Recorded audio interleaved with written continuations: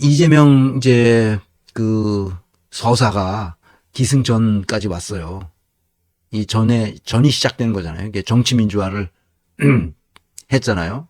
정치민주화를 하려고 하려면 반드시 뭐가 있어야 된다고 그랬어요? 정치 집단을 선택하는 과정에서의 공론장이 형성되어 있어야 되고, 그 공론장에서 공론화의 길이 막혀 있기 때문에 이런 이상한 현상들이 나타나는데, 그게 왜 나타나는지 모르고 개딸 안 된다, 무슨 팬덤 정치 이거 안 된다, 이런 개소리들을 한단 말이에요. 그 촛불혁명이 왜 났습니까? 공론장이 일어나지 않기 때문에 나타난 거거든. 그래서 그 추운 겨울에 가서 촛불 들고 호호 불면서 떨면서 가서 소리 지르고 이래야 판사 이놈들이 조금 움찔한단 말이야. 이게 100만 명이 모이고 200만 명이 뭐 연인원 1600만이 모였다 그러니까 어이 뜨거워. 그러니까 판결을 그따위로 하고 그렇게 하는 거란 말이야.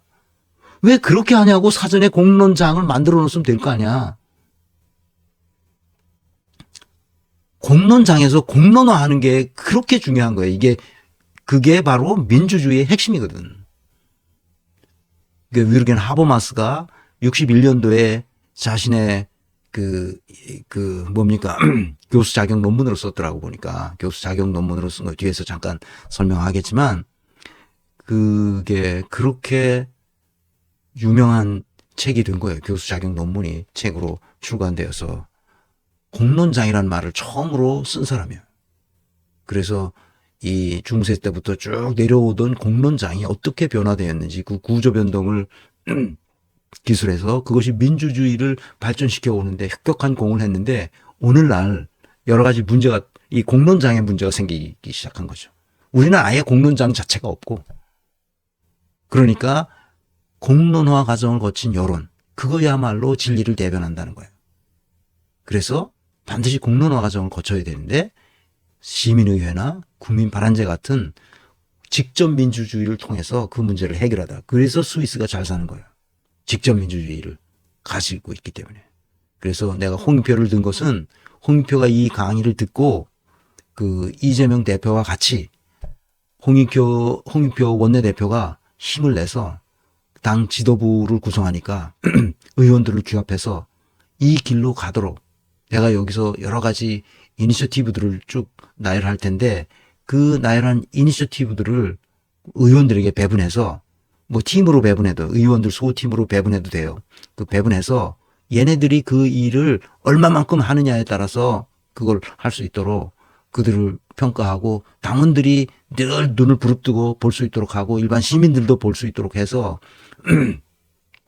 그 박공원이나 박홍근이나 윤호중이나 이런 애들이 진짜 등신처럼 했던 것을 홍익표가, 원내 대표라는 것은 이렇게 하는 것이다 하는 표본을 좀 보여주란 말이야.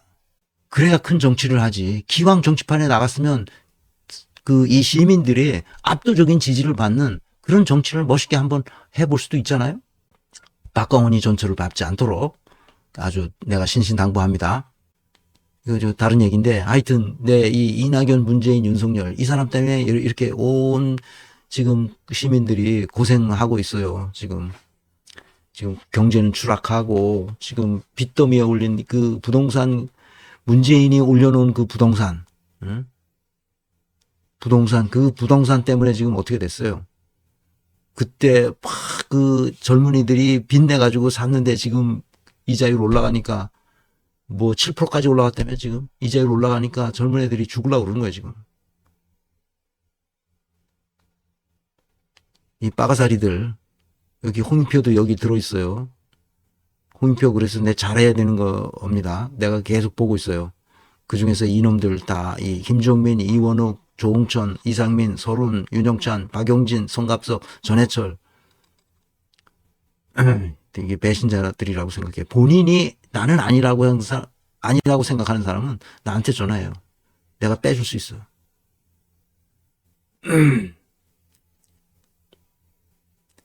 자, 이재명의 그 영웅서사가 이제 기승을 지나서 전으로 들어왔어. 전으로 들어왔기 때문에 이거는 이제 턴어라운드 하는 거잖아요. 턴어라운드 하는 거예요. 지금 지옥으로 추락하고 있는 것을 다시 위로 끌어올리려면 정치민주화는 지난 시간에 했고, 경제민주화도 지난 시간에 했고, 이제 오늘은 사법민주화에 대해서 얘기합니다. 사법민주화를 얘기하고, 다음 시간에 교육민주화를 할 예정입니다. 그러면, 그 다음에 이 다섯 번째, 그 다음 시간은 남북관계 정상화인데, 이건 내 전문 분야가 아니에요. 뭐 나는 할 말이 있지만, 우리 아버지가 이북에서 월남하신 분이라 내가 북한에 대한 내 감정이 있어요. 그래서 이 분야는 내 전문이 아니라 그냥 내가 이걸 한 강좌하기는 좀 그래요. 그러니까 그냥 밥 먹으면서 할 수 있는 얘기는 있지만 강의로 하기에는 좀 그렇습니다. 그래서 이거는 전문가들이 알아서 그 홍익표 원내대표가 잘 알아서 그 비전과 전략을 만들어 가지고 그 의원들에게 이니셔티브로 다 나눠주기를 바랍니다. 그래서 차기 총선 출마자에게 비전과 전략에 대한 합의 계약서를 만들어서 반드시 22대 국회가 개원하면 즉시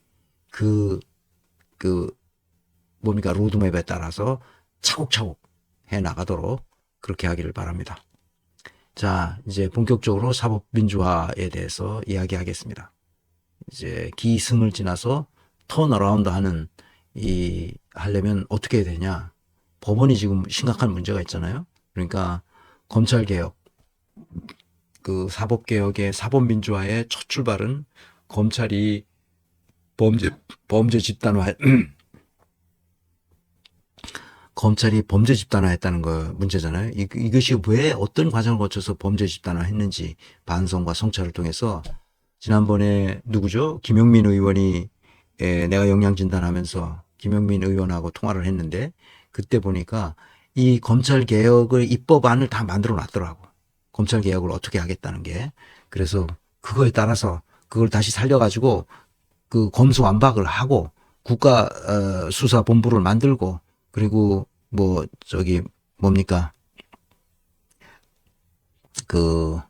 공수처는 조금 더 보완하고 지금 공수처 검사가 몇 명 되지도 않는 걸 가지고 뭘 어떻게 그걸 다 커버합니까? 고위공직자를.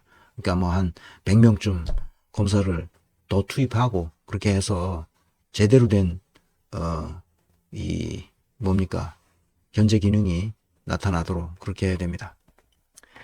자, 두 번째는 법원 조직을 분권화한다는 거예요. 이건 굉장히 중요한 말입니다. 뒤에서 나오겠지만 민사법원, 형사법원, 노동법원, 사회법원, 행정법원, 재정법원으로 다 분권화하는 거예요. 분화시켜요. 그래야만 정보와 지식의 양이 이 법률에 관한 또 사법제도에 관한 또 사법 판단에 관한 엄청난 정보와 지식의 양이 늘어날 거라는 거예요. 그렇게 하면 지금 우리나라는 정보와 지식의 양이 터무니없이 부족하다는 거예요. 내가 독일 가서 우리와 독일의 차이는 지식의 양과 정보의 양의 차이다.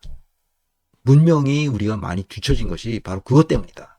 나는 그걸 아주 절감을 했어요. 지식과 정보의 양이 터무니없이 부족하다는 거야. 스스로 판단할 능력이 없을 정도로 정보와 지식의 양이 부족하다는 거야.